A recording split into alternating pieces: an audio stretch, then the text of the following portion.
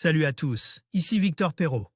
Bienvenue sur ma chaîne, où on explore ensemble les mystères de l'intelligence artificielle. Si vous êtes plus passionné par les nouvelles technologies et que vous voulez en savoir plus sur le monde fascinant des réseaux de neurones, alors abonnez-vous pour ne rien manquer. Vous êtes prêts? C'est parti. Bonjour à tous. Aujourd'hui, je vous emmène dans un voyage fascinant à la découverte de l'Istanbul, ce nouveau pays qui a vu le jour en seulement 4 jours.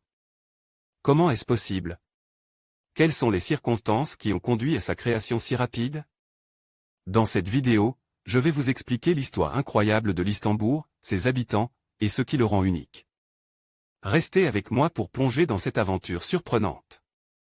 L'Istanbul, c'est le mot tendance du moment sur Twitter. Et le Istanbul, c'est le nom d'un pays fictif qui s'est construit une identité complète, ou presque, en quelques jours seulement.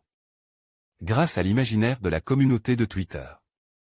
Ainsi, le Istanbul dispose de tous les apparats d'un État, avec des ministères, un parlement, un drapeau et son hymne. Peuple par 49 millions d'habitants, le pays se trouve à l'ouest de l'Espagne et du Portugal avec lesquels il partage une frontière commune. Même les images satellitaires viennent prouver son existence et le pays a aussi une riche histoire et bien entendu, une culture. Cette vaste blague provient d'un pari lancé sur Twitter le 30 octobre. Des tweetos souhaitaient piéger les Américains qui sont généralement mauvais pour identifier les pays outre-Atlantique sur une carte. L'un d'eux, appelé @Gaspardou, a imaginé ce nom de l'Istanbul et, aussitôt, une armée de tweetos s'est mise à développer tout ce qui peut caractériser un véritable pays. Tout est parti de ce simple tweet montrant un pays qui n'existe pas pour se moquer de l'inculture géographique des Américains. Twitter ainsi, les comptes Twitter des ministères sont naissent, ceux des partis politiques aussi, une monnaie, le li, avec son cours officiel, a été inventé.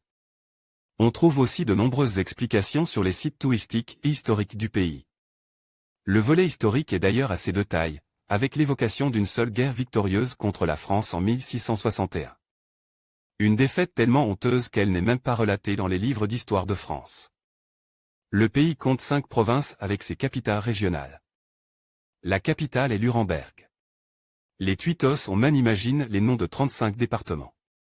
Twitter et Twitter CREA le Istanbul en 4 jours. Les tweetos ont aussi inventé une capitale, Nuremberg, un découpage géographique et politique par région, et sont en train de créer une langue, le listembourgeois. Il y a même un club de foot officiel, un orchestre symphonique national. Le tissu économique est en plein développement, avec des entreprises, des sociétés de transport public, des marques, des médias. Mieux encore, le pays a même créé son propre réseau social, Facebook. Tout cela en à peine une poignée de jours, c'est encore plus fort que dans la Bible. Ce pays imaginaire est ce que l'on appelle un « lore-lore ». C'est une expression bien connue dans le monde des jeux vidéo.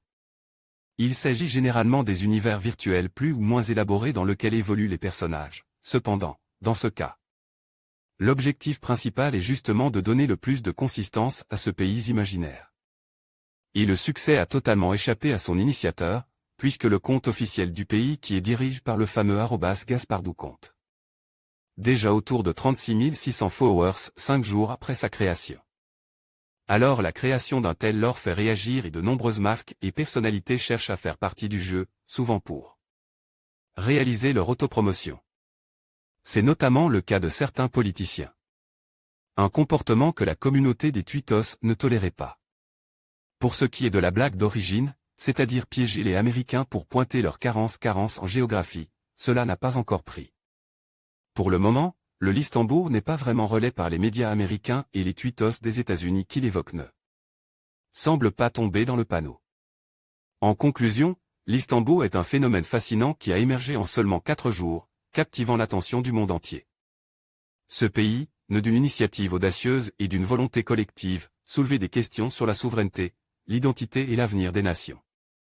Alors que nous continuons à observer l'évolution de l'Istanbul, il est essentiel de réfléchir à ce que cela signifie pour la géopolitique moderne et la manière dont des idées novatrices peuvent redéfinir nos conceptions traditionnelles des États. Merci de nous avoir rejoints dans cette exploration unique.